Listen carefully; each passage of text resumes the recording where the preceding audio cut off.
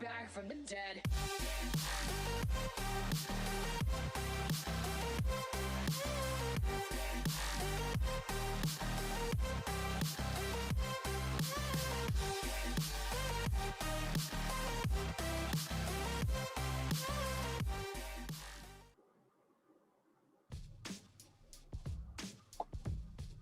Okay, how to do strength exercise.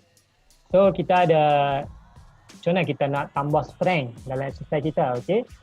So dalam pergerakan kita, kita ada 3 jenis pergerakan. Okay. Pergerakan yang pertama ialah eccentric.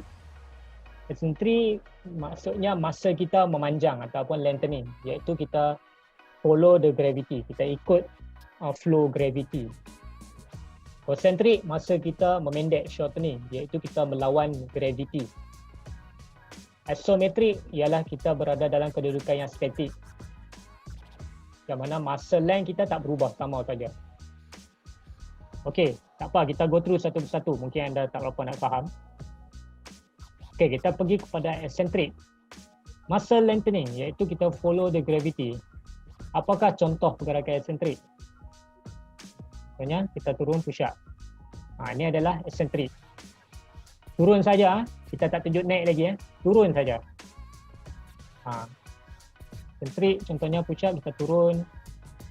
Ataupun pull up kita turun saja. Ini adalah pergerakan eccentric. Kita ikut gravity. Nampak kan? Kita menurun maksudnya gravity tarik ke bawah, kita pun turun ke bawah.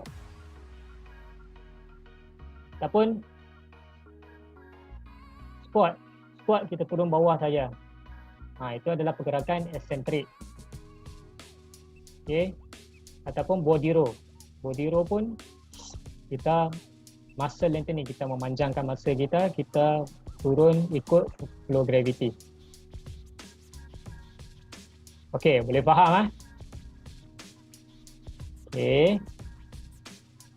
So ini adalah eccentric.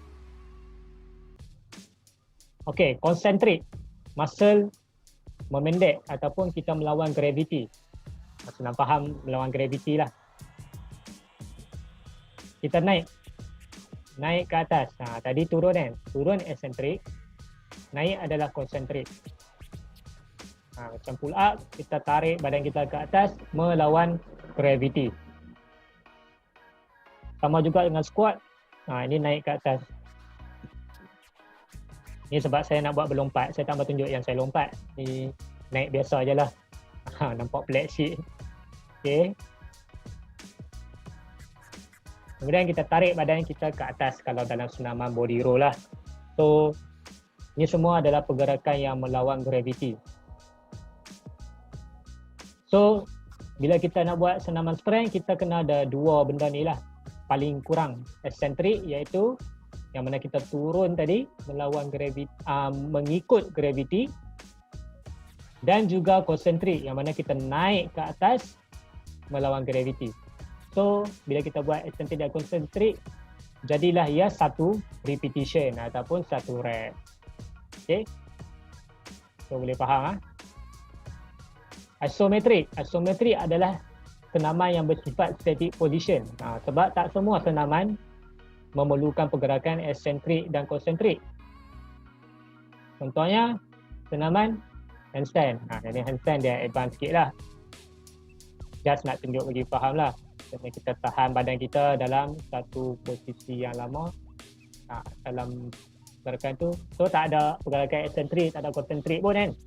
Dia sekadar static. Okay, itu static. Contohnya orang buat human flag. Human flag dia tahan badan dia jadi tiang bendera. So dia tak ada pergerakan eccentric atau concentric. Contohnya kita buat L-sit. Contohnya macam saya buat L-sit ni, kita tahan kaki kita luruskan dalam contoh 20 saat. Ataupun buat plank. Plank paling mudah lah nak faham. Sebenarnya kita tahan badan kita dalam kedudukan plank selama contohnya seminit ataupun 30 saat. So itu adalah isometric. Senaman yang tidak memerlukan pergerakan naik turun, tapi kita menahan badan kita dan masa kita dalam keadaan stres lah. Maksudnya kita bukannya duduk saja, tapi kita menggunakan muscle kita dalam lingkungan tersebut untuk tempoh yang tertentu. Okey. Macam mana kita nak kuasai satu pergerakan strength tu? Contohnya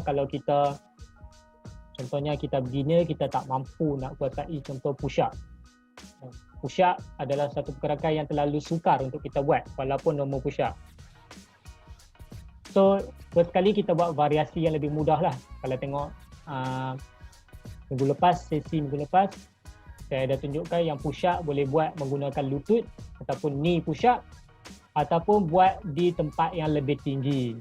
So, itu akan lebih mudah lah. So, buat variasi yang lebih mudah supaya kita boleh buat senaman tersebut dengan form yang betul dan lama kelamaan kita akan meningkatkan strength. Okay. Ataupun tambahan kita buat negatif. Buat eccentric. Pergerakan eccentric tadi yang mana saya tunjuk awal tadi, pergerakan menurun ikut gravity tapi buat dalam tempo yang perlahan. Okay, contohnya ni senaman pull up. Senaman pull up. Contohnya tengok kita lompat kemudian kita turun pelan-pelan. Ini akan bagi mechanical tension dekat muscle kita. Macam pull up ni kita gunakan back muscle. So back muscle kita akan diberikan stres dan dalam tempoh tertentu. So berapa lama nak buat tempoh ni? Tempoh dalam 5 ke 7 saat is enough lah. Dan kita turun perlahan-lahan, kemudian kita tahan badan kita sampailah kita habis pergerakan eccentric tersebut. Okey, boleh tengok lagi sekali. Kalau perasan dalam pergerakan ni tak ada pergerakan konsentrik sebab kita melompat ke atas. Kalau tak, kita kena tarik badan kita ke atas kan, tapi kita buang pergerakan konsentrik tu, kita hanya buat eccentric iaitu turun saja. So bila buat negatif ni, kita akan eventually improve kita punya strength lah. Supaya lama kelamaan kita boleh tarik badan kita naik ke atas. Sebab senaman pull up ni senaman yang kita kata bukan satu yang mudah lah untuk beginner. Saya dulu awal-awal pun tak boleh nak buat satu pull up pun. So memang kena buat apa yang saya buat untuk kuasai senaman pull up ni, buat ni variasi yang lebih mudah. Iaitu saya buat senaman body row, yang mana body row yang saya tunjuk ke awal tadi, yang mana kita tarik badan kita tapi kaki kita dekat lantai. Kemudian saya buat negatif yang macam saya tunjuk dalam video ni, buat perlahan-lahan. Kemudian progressive overload lah. Progressive overload ni maksudnya kalau kita rasa senaman tu dah senang, kita tambah dia punya kesukaran tu dengan kita adjust kita punya position tangan ataupun kita tambah beban. Kalau guna beban luar tambah 3 kilo tambah 4 kilo pula, 4 kilo senang tambah 5 kilo pula. So yang tu 3 cara lah macam mana kita nak kuasai pergerakan strength yang kita rasa susah tu. Okay.